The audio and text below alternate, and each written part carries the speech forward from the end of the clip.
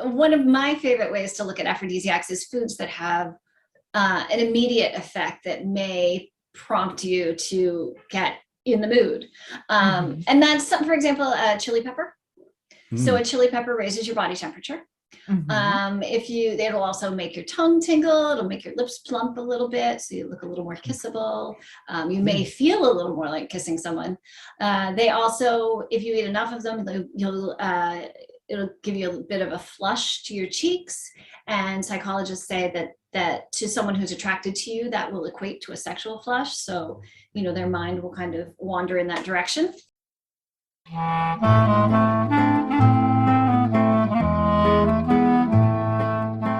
Welcome to Couples Therapy in 7 Words. I am your co-host, Judy Alexander, and I'm here with my husband, Dr. Bruce Chalmers. Well, hello, Judy, and hello, viewers and listeners. You're in for a real treat today, I got to say, in so many ways, a real treat. Yep. We had a fun interview. Tell folks the title of this episode.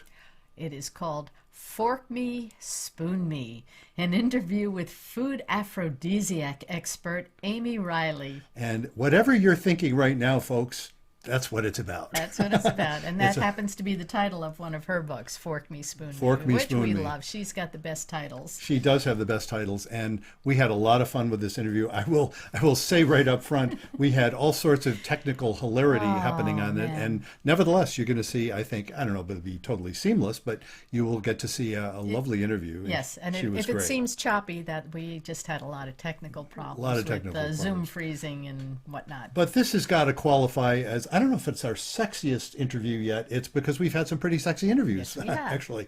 But it's up there. It's up there on the list. So if that doesn't tease your, nothing will. Or whet your appetite. Whet your appetite. Yes, it was really a lot of fun. She's great. So that will be happening shortly.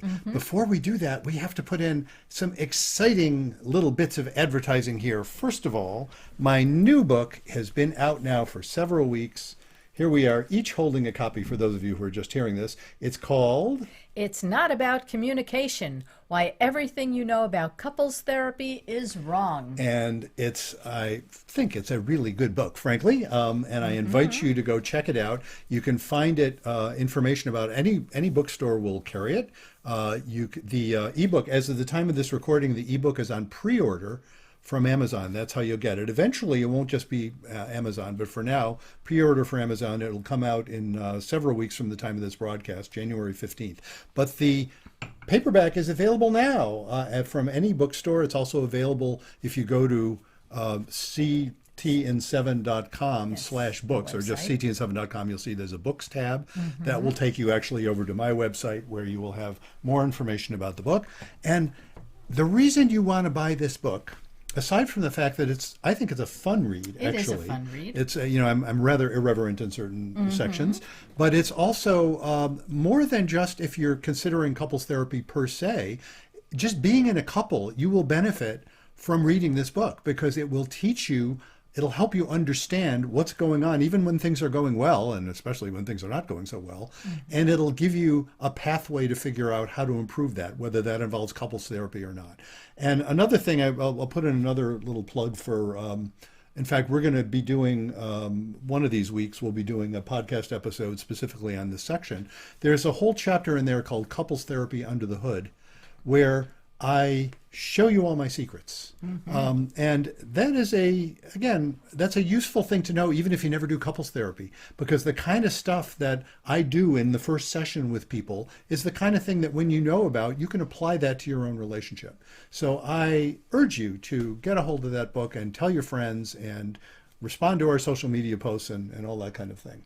Okay, well, should we get on with our interview? No, not yet, because we also have to put in a plug. This is the holiday shopping season. Yes, it is. And we've got all kinds of merch. We are holding up, again, for those of you just hearing this, we are holding up our beautiful Couples Therapy in 7 Word mugs. Right, 2 sizes, 11 ounce and 15 ounce. And they have our logo on one side and the inspiring message, be kind, don't panic, and have faith, on the other. And not only do we have mugs, we have t-shirts, and not only do we have mugs and t-shirts, but now we have tote bags. I wish I could, I haven't ordered one to show you a physical one yet. Yes. But if you go to ctn7.com and go to the shop tab there, you will see all of our really cool merch. Yeah. And you can also, there's a link there to be able to buy my books as well.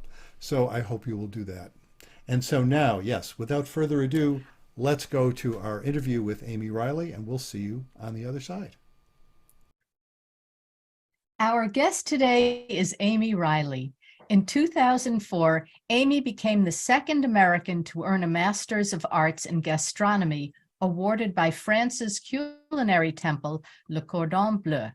While at Cordon Bleu, Amy rose to prominence for her work in culinary aphrodisiacs. In 2006, Amy released her first book, Fork Me, Spoon Me, The Sensual Cookbook, cementing her role as America's leading aphrodisiac food authority. Though she is best known as an authority on aphrodisiac foods, Amy is also a speaker, cookbook author, and consultant, as well as a freelance wine writer and wine competition judge. Amy regularly speaks and consults on the topic of aphrodisiacs and has appeared on The Today Show, CBS Early Show, Nightline, and even Playboy TV. You'll recognize her as the one wearing clothing. Amy, welcome to Couples Therapy in 7 Words. Thank you so much for having me. Well, thank you for doing this. I'm going to do a total moment of transparency here, just if people wonder why we have funny looks on our faces. I own this, folks. We just did a lovely interview with Amy, and I forgot to record it. So we're doing it again. So folks, if this seems a little odd at places, like we sort of already know where we're going, or we're laughing at something that doesn't seem like it didn't make sense. That's why I just do like to be transparent in this work. Anyway, go for it.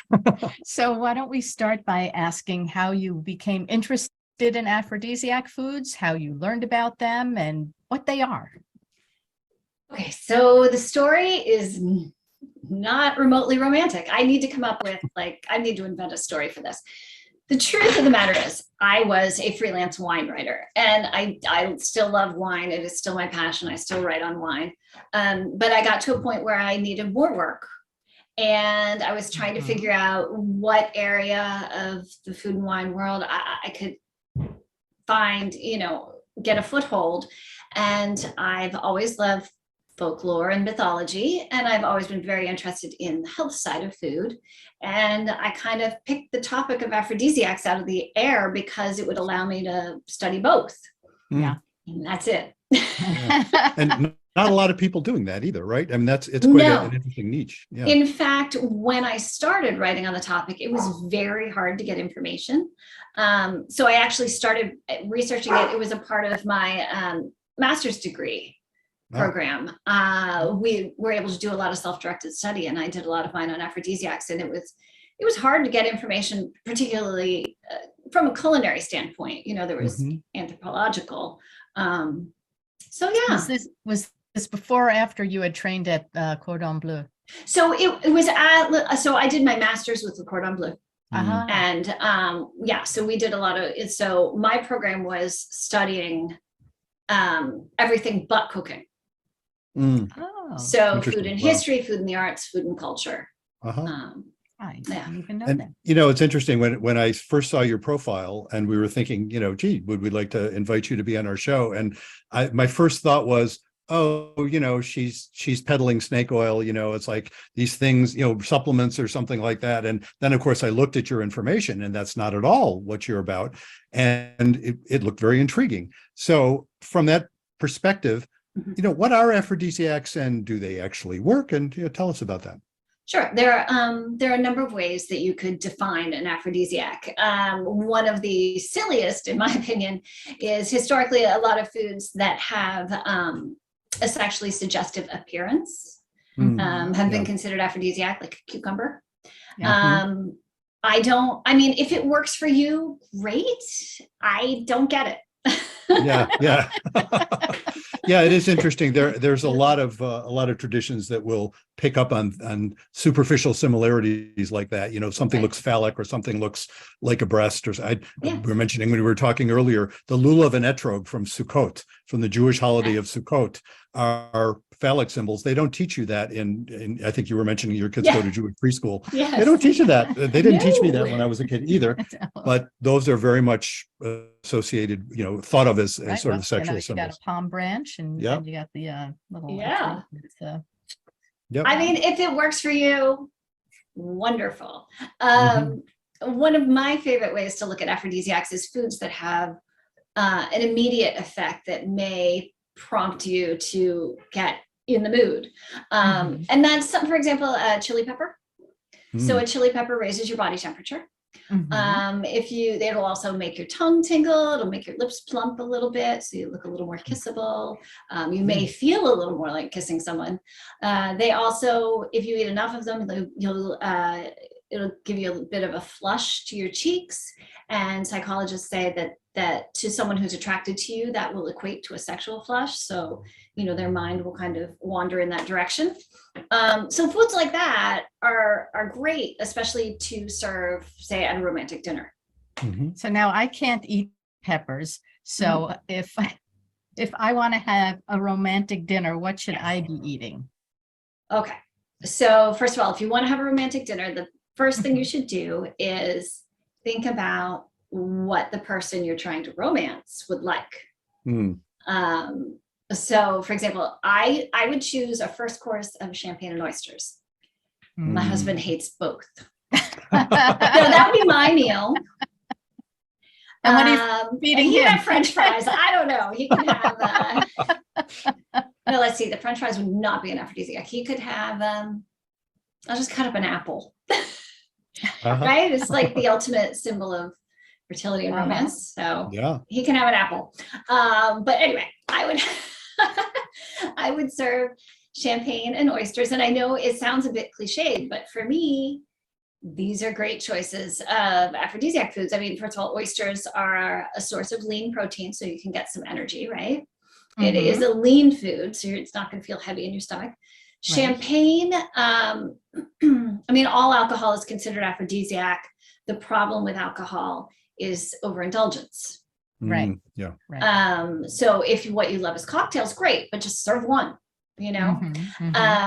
But champagne, number one, is normally a little lower in alcohol than most types of wine. And of course, I didn't know that. That's interesting. Yes, because so the grapes used in champagne are grown in a cool climate. They have less sugars. They're lower in alcohol. I mean, like, so for example, you know, most red wines are like 14% alcohol these days, right? And most champagnes are about 12.5. Okay. That's a significant difference. Hmm. Especially if you want to enjoy the whole bottle together. The other thing about champagne is those bubbles. They help you feel the alcohol a little more quickly, that giddy feeling. And I think that giddy feeling is kind of a built-in monitor. Like you won't overindulge because you do feel it. You feel it right away. You feel it faster. Yeah. And you have that awareness, so you're less apt to overindulge. The tingly part of it also is sexy, right? Yeah, I think it's so. also yes. stimulating. Yeah. The texture, the icy cold and that lovely popping texture. So that's where I would start. And then what course would go after the oysters? So for a main course, whenever anyone asks me about what they should cook for romantic dinner, I think of this one gentleman who told me the story. There was this woman he really wanted to impress, so he invited her over for dinner. And he had heard that mangoes were aphrodisiacs, so he decided to serve halibut with mango salsa. With the hope of seducing this woman. And anyway, after he told the story, he then introduced me to his wife, who was the mango eater. So something worked. Yeah. So I always think, well, clearly halibut with mangoes is the way to go. There you go. I will share a story about our past, if you don't mind, which is sort of funny because I had my favorite, when we were first dating, and we met as adults. I was already in 50 and you were in your 40s. And my impress the woman food, and you were the only woman I ever tried to impress, actually. My impress the woman food was my classic chicken with pineapple. And definitely pineapple is an aphrodisiac. So that's, yeah, indeed. So that, that was great. Well, Judy came over and ate it and seemed to enjoy it. And how long were we married? Like years later, before I found out she doesn't like fruit in chicken at all. She didn't like it. She was so sweet about it. And it's sort of interesting. It's almost like, her being so sweet about it was like an aphrodisiac, Yeah. that it's, and of course I violated the principle you described because I never asked her. Had I asked her, do you like this? Which didn't even occur to me, guy that I am, clueless guy that I am. Now I would ask, but I didn't even ask her, do you like that? And she probably would have said, no, that's not my favorite. And I would have thought of something else.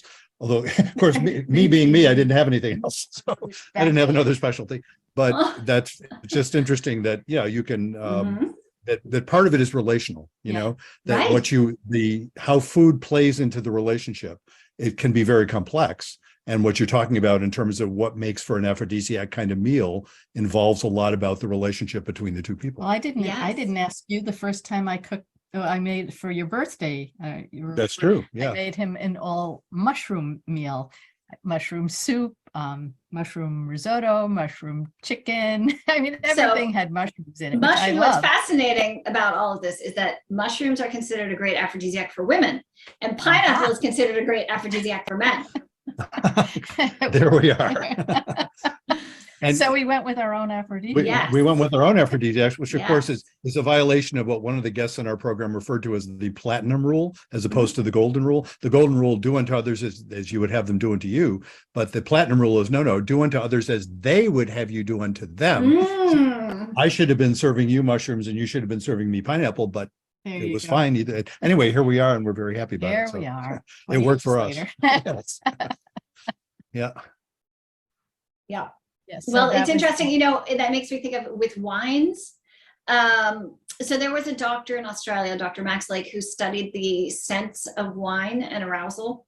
And he found that certain wines would kind of replicated pheromone scents. But the interesting thing was that men tended to be turned on by the wines that had the male pheromone scents, and women tended to be turned on by the ones that smelled like women. So that's interesting. Yeah.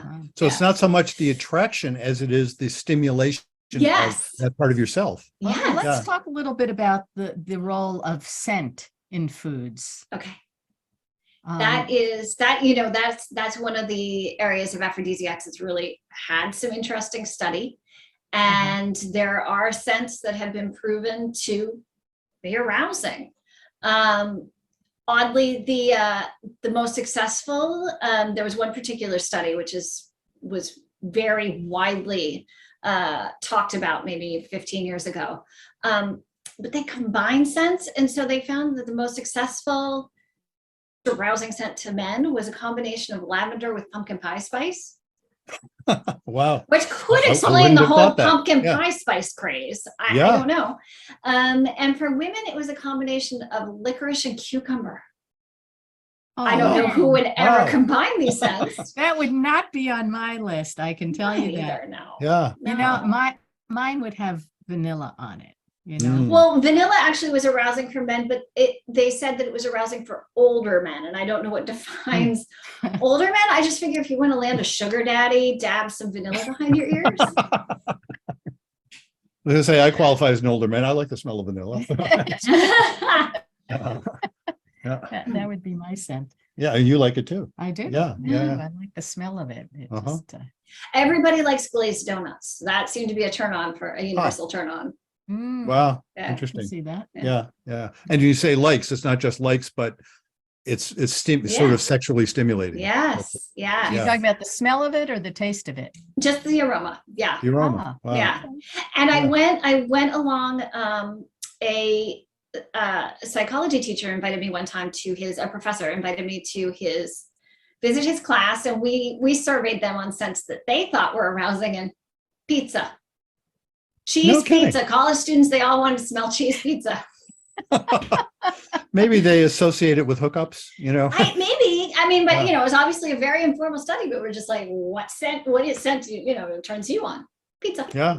Pizza, huh? Wow. Go figure. So what are some desserts that have that you would consider aphrodisiacs?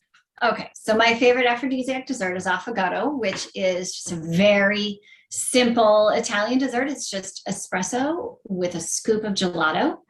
And there are many reasons why I really love serving this at the end of an aphrodisiac meal. First of all, it's a very simple dessert. And one of the things I always recommend when planning a romantic dinner is to keep it simple so that you're not expending all of your energy, you know, making the meal or stressing about the meal.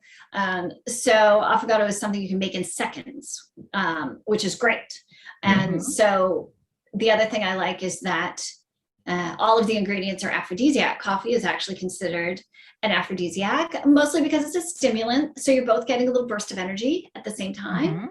But it's also a mood enhancer. So you're energized and you're in a good mood. And then, you know, you have this nice combination of textures and temperatures as well. You've got this slippery ice cream that's cold and this hot drink all at the same time. One of the things I always like to recommend when planning a romantic dinner, an aphrodisiac meal, is to use a variety of textures and a variety of temperatures in the same dish, because this is just my thing, but I personally believe that it will heighten your awareness. It will pull you into the now, you know, help you be present in enjoying this meal, because it stimulates your senses. It's very sensual.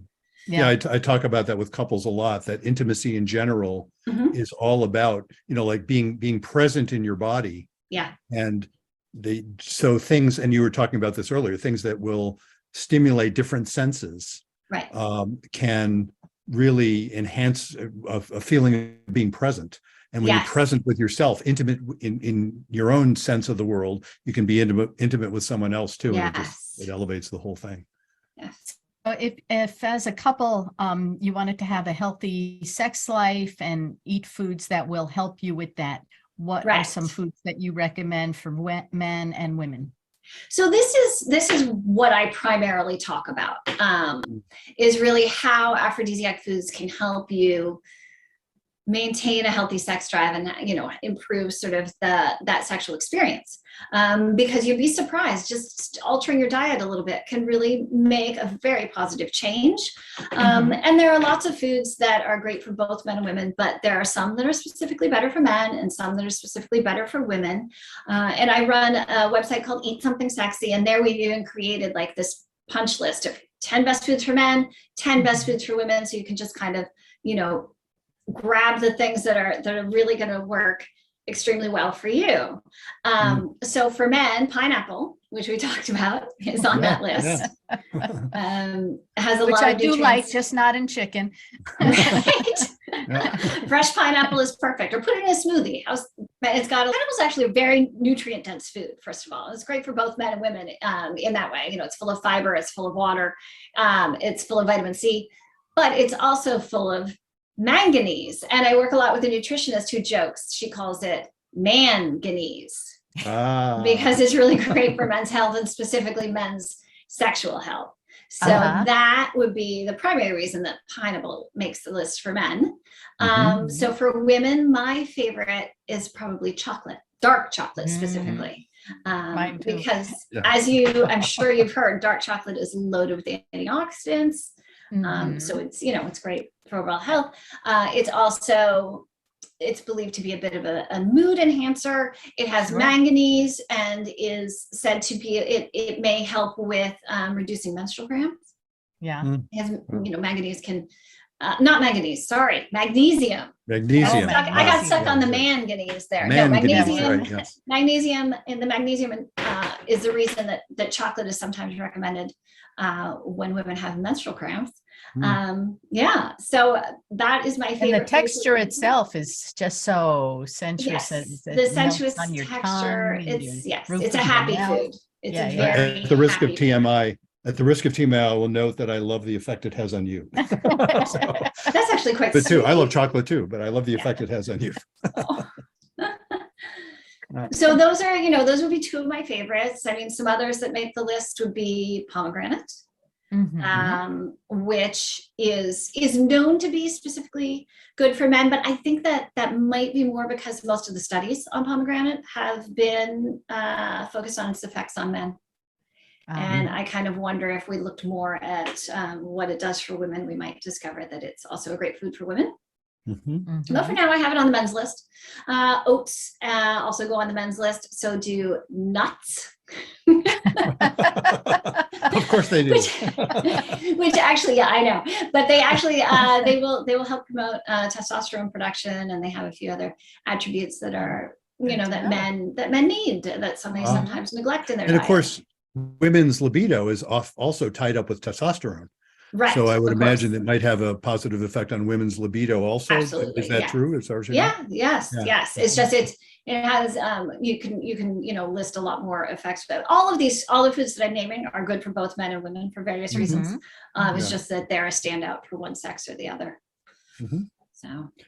Well, this might be a good time to go into our listener letter. I think I mentioned to you we haven't had any letters that will ask us specifically about aphrodisiacs, because we don't know from aphrodisiacs until we're talking to you. But this it's asking about something that I think will be right up your alley. So let's go ahead with that. Okay, so Sarah writes, "Dear Bruce and Judy, I'm a 46-year-old woman married to John for 20 years. He's also 46. We love each other, get along great. We parent well together. We have 2 daughters, 16 and 13. So what's the problem? We both seem to have lost interest in sex somewhere along the way. We're both in good shape physically, eat well, and are affectionate with each other. We hold hands and kiss. But when it comes to sex, it seems to have gotten boring. I've suggested to John that maybe we should watch some porn, but he doesn't want to. I asked him if he'd like it if we dress up in costumes, but he doesn't want to try that either. How do I spice things up?" So we'll come to the spice expert here. Yes, spice it up. So yeah, I'd spice it up with a romantic meal. And it's just setting aside time for intimacy, and I don't, without the pressure of it has to lead to sex. Which can, just be fun. But I also suggest perhaps to spice it up, maybe plan to have the meal somewhere other than at the dining table. If it's a nice evening, maybe have it outdoors or in front of the fireplace, or a picnic on the coffee table in the living room, or even just on top of the bed. Yeah. Again, you're involving senses that aren't usually involved, or involving them in different ways from how they're usually involved, to sort of brings that awareness back to your body and back to the present. Yes. Yeah, that's neat. Yeah, and make sure that you have those champagne and oysters in there, Sarah. And affogato, is that how you say it? Affogato, yes, delicious. Affogato for dessert. Yeah. What are some other good desserts? Tell me about desserts. I love dessert. And I know you have a dessert book, right? I have a dessert. Yeah, I really like dessert. I actually co-authored a book called Eat Cake Naked with a nutritional specialist, Delana Flagg. And it is all aphrodisiac desserts. The majority of them are made with ingredients to potentially, boost your libido while you're eating sweets. So let's see, what are some of my favorites in that book? Oh, I love them all. I was just talking about, there's a pumpkin coffee cake. I'm thinking about, Thanksgiving and the holidays. Okay. So we have a pumpkin coffee cake that has bacon sprinkles. And there's no clinical proof that bacon is an aphrodisiac, but I've received so much anecdotal proof, particularly that the scent of bacon turns people on. So we just added enough bacon to give it that aroma, but not enough to, clog your arteries, because obviously anything that's bad for heart health is bad for your sex life. But that hint of bacon is very sexy. And there's that salty sweet thing going on there too, absolutely, right? Yes, I do. I always love salty with my sweet. Mhm. So you've written a book. You just mentioned a book you wrote on with desserts with your co-author. And tell us about your other books. We already mentioned the one "Fork Me, Spoon Me." What a great title! And I think you have another book besides that one as well, right? I do have other books. My second book, Romancing the Stove, is actually the book that has Love title. Your titles, they are just the best. And that book has my favorite recipes for sure. It's it's packed with really interesting recipes. I cook from it all the time. And you'd think I'd be tired of my own food. What's one of your favorite recipes from that one? Oh gosh. I know it's like asking who's Pick your favorite child. It's so hard. Wait, I'm going to grab a copy of it here. I fall over. And let's see. What are we going to pick? Ooh, this is a fun one. The page it fell open to is Coffee Kissed Buffalo Burgers. Oh. So they're burgers made from bison meat. Wild game has the implication of being something sexy. Game meats are also better than lower in saturated fat than say beef. So better source of protein. And then I actually put coffee grounds into the meat. And it gives it's just a hint of it, but it gives, it augments kind of the gamey quality of the meat. It gives this just sexy, the aroma. Oh, it's so good. I'm glad I hadn't thought about that recipe in a while. I'm glad I opened it to there. Now I want to make some. That sounds really good. It does sound good. Yeah. And what would you have as an accompaniment to that? Okay, let's see. What page are we going to open to now? Oh, a champagne cocktail. Okay. Of course. So this one is called Champagne with a Rose Water Kiss. Simplest cocktail you'll ever make. It's just champagne, put a drop of rose water in. You won't believe what it does to the aromatics. It's a very sensual drink. Wow. Boy, we got some things to try. Yeah. Absolutely. Yeah. So tell us again the website that people can get more information about and how they can get your books and things like that. Sure. So first of all, my books are sold through all major retailers. If you want to support a local independent bookstore, you can special order them there. Eat Cake Naked, however, is only an ebook. It was an experiment for me. I wanted to, try to reduce my paper use and reduce shipping from China and all those things. So that it has to be downloaded, but you can get it from any of the major retailers, from Apple to Amazon. And then if you want to get more information about all the things we talked about today, you'll find those kinds of things on eatsomething.sexy.com. So that's where you'll find the list of the best foods for men's sexual health and the best foods for women's sexual health. We also have tons of recipes. I have a stable of writers, some who write on great tips on couples travel, product reviews, wine and spirits, everything. Well, thank you so much for doing this. Folks watching this will not know, or maybe they probably will suspect because I'll be editing it, but the degree of technical difficulty, aside from the major boner I pulled by failing to record our first time through. So you've been a trooper as well as a source of great information. Thank you. So thank you so much, Amy, for doing this. Thank you for having me. Yeah.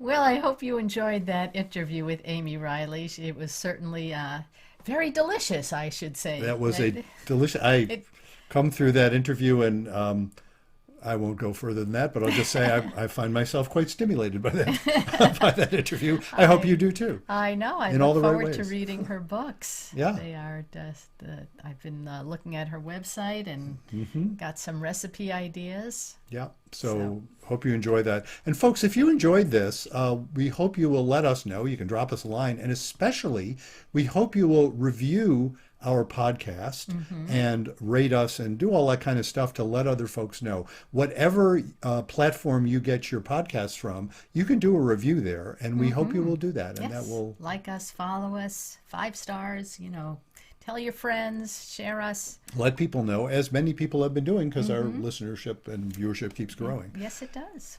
Let's put in another plug for my book, my most recent book, which is... It's Not About Communication: Why Everything You Know About Couples Therapy is Wrong. That is available anywhere books are sold. It is available currently as a paperback. It will be available as an ebook. I didn't mention this earlier, but it will also be available as an audiobook with yours truly having done the narration, as I did on my previous book. That in the previous book, that has proven to be quite popular. Yes. I hope it will be on the new book as well. And you'll see on the website, if you go to ctn7.com and go to the books tab, that actually takes you over to my website where the information about the books is. And that's where I will make it, as soon as the audiobook is available, there'll be a button where you can go to the page to purchase that as well. Right. And speaking of ctn7.com, our website, if you have a question that you would like us to answer on the air, you can write us there. Or if you have suggestions for guests that you would like us to interview, perhaps even yourself, you could go and find all that information at ctn7.com. And we've made it very easy on our newly redesigned website. We've made it very easy for you to just push a button, and that'll get us a message to us, and you can, tell us anything you like, and suggestions would be most welcome. Right.